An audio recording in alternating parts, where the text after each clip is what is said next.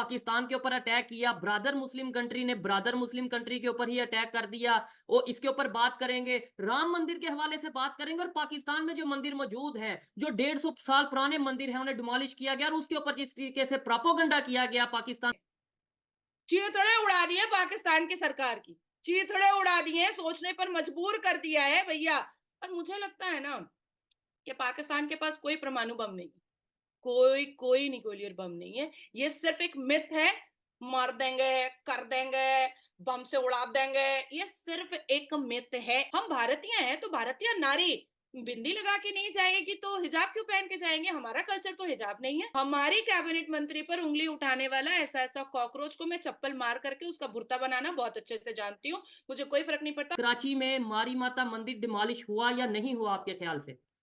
अरे हाँ बिल्कुल हुआ है। और तुम इंडिया भारत की क्या बात कर रहे हो? इसके अलावा और भी देशों में वो न्यूज दिखाई गई है। नायला शैला स्पेशल लाहौर से 4 मंथ बाद, वो मंदिर डिमोलिश होने के 4 मंथ बाद वहां उस मंदिर में जाती हैं और प्रोपेगेंडा करती हैं, मेरे पे इल्जाम लगाती हैं कि मैंने 50 लाख रुपया लिया वहां की हिंदू कम्युनिटी से और एक झूठा एक न्यूज वायरल कर दी पूरी दुनिया में। हाँ हाँ हाँ, बीटीसी को मैंने एक बना मिनट, एक दिया। मिनट शोएब, मैं इसमें इंटरप्ट करूंगी, मैं इसमें इंटरप्ट करूंगी। पाकिस्तान में हिंदू अपना पेट पाल ले, वही बहुत बड़ी बात है। तुमको 50 लाख बहुत दूर की बात है, तुमको 50 रुपए देने की भी उनकी औकात नहीं है। एक मुस्लिम कश्मीरी लड़की ने अपनी जुबान में अपनी जो मिलिटेंट हाइडआउट्स थी उन पे हमले किए और basically that was a clear messaging to Iran कि भाई वी कैन नॉट अलाउ कि आप ऐसे बलोच मिलिटेंट ग्रुप्स जो पाकिस्तान के अंदर हमले कर रहे हैं, जो चाइनीज़ इन्वेस्टमेंट्स पे हमले कर रहे हैं और जो पाकिस्तानियों को शहीद कर रहे हैं, उनको हम अलाउ करें। पाकिस्तान कॉन्टीन्यूसली ईरानियन अथॉरिटीज़ को ये बताता रहा पहले ही कि ये मिलिटेंट्स वहाँ मौजूद हैं, लेकिन पाकिस्तान इसको डिप्लोमेटिकली एंड पॉलिटिकली डिस्कस करता रहा। यहाँ पे एक चीज़ बतानी बहुत ज़रूरी है कि इंडिया ने ईरान को सपोर्ट किया है, जो ईरान ने एक पोजीशन ली है पाकिस्तान के हवाले से, और इंडियन अथॉरिटीज़ ये समझती हैं कि जो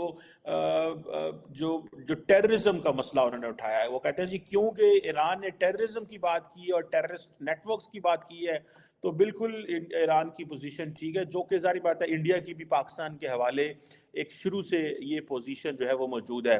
पाकिस्तान के फॉरेन ऑफिस ने इस पे जो है वो जवाब दे दिया है और फॉरेन ऑफिस ने एक ब्रीफिंग भी की है कि एक बड़े लार्ज स्केल टेररिस्ट हाइडआउट्स पे हमले हुए और जो भी जितने भी लोग भी थे they were all non Iranian nationals, all non Iranian nationals थे और जिसे वो कहते हैं कि जिसमें 3 खवातीन 4 बच्चे जो हैं उस कैंप में मारे गए हैं।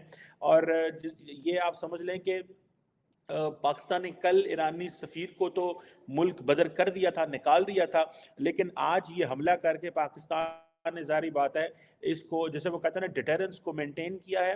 पाकिस्तान का जो फॉरेन ऑफिस है और पाकिस्तान की जो अथॉरिटीज़ हैं वो बार बार एक ही चीज़ कह रही थी कि राइट टू जो रिस्पॉन्स है वो पाकिस्तान के पास मौजूद है। पाकिस्तान ये नहीं अलाउ कर सकता कि ये राइट टू रिस्पॉन्स ना रखता हो। पाकिस्तान बिल्कुल राइट टू रिस्पॉन्स रखता है और उसी का पाकिस्तान ने जिसे कहते हैं ना कि वो किया है। पाकिस्तान की जो एयरफोर्स है उसने ये मिसाइल 7 मिसाइल लॉन्च किए ईरानियन टेरिटरी में। 40 किलोमीटर कहा जा रहा है ये बॉर्डर के अंदर पाकिस्तान ने मारा और पाकिस्तान की एयर स्पेस से इनको लॉन्च किया गया है और बीएलएफ मिलिटेंट्स जो हैं उन पे ये हमले। दोस्तों, पाकिस्तान और ईरान में जंग के आसार बन गए हैं। दोनों देश एक दूसरे पर कहर बरसा रहे हैं। पाकिस्तान वायुसेना का दावा है कि गुरुवार को ईरानी क्षेत्र के अंदर स्थित कई बलूच अलगाववादी शिविरों पर हवाई हमले किए। पाकिस्तानी वायुसेना का कहना है कि जिन इलाकों में पाकिस्तान ने बम बरसाए हैं वे बलूच आतंकियों के ठिकाने हैं। पाकिस्तान अरसे से इन्हें तबाह करना चाहता है। पाकिस्तान ने ईरान के सर्जिकल स्ट्राइक का बदला लिया है। पाकिस्तान का कहना है कि ईरान के भड़काऊ हमलों का जवाब देने का अधिकार उसे है, इसी वजह से काउंटर अटैक किया गया है। ईरान ने कहा है कि पाकिस्तानी जमीन पर आतंकी सक्रिय हैं, इसीलिए उन्हें निशाना बनाया है। पाकिस्तान का कहना है कि इन हमलों में आम नागरिक घायल हुए हैं। पाकिस्तान के विदेश मंत्री जजीज अब्बास जियानी ने ईरानी समक्ष के साथ फोन पर बातचीत में कहा है कि यह हमला पाकिस्तान की संप्रभुता का उल्लंघन है। दोनों देशों के बीच अंतर्राष्ट्रीय कानून और द्विपक्षीय संबंधों की भावना टूट गया है। पाकिस्तानी ने ईरान से अपने राजदूत को भी वापस बुला लिया है। ईरानी हवाई हमले के बाद देहरादून के दूत को इस्लामाबाद लौटने से रोक दिया। ईरान के विदेश मंत्री हुसैन अमीर अब्दुल्लाहियान ने जोर देकर कहा है कि उनके देश के सशस्त्र बलों ने पाकिस्तान में ईरानी आतंकवादी समूह जैश अल अदल को निशाना बनाया था।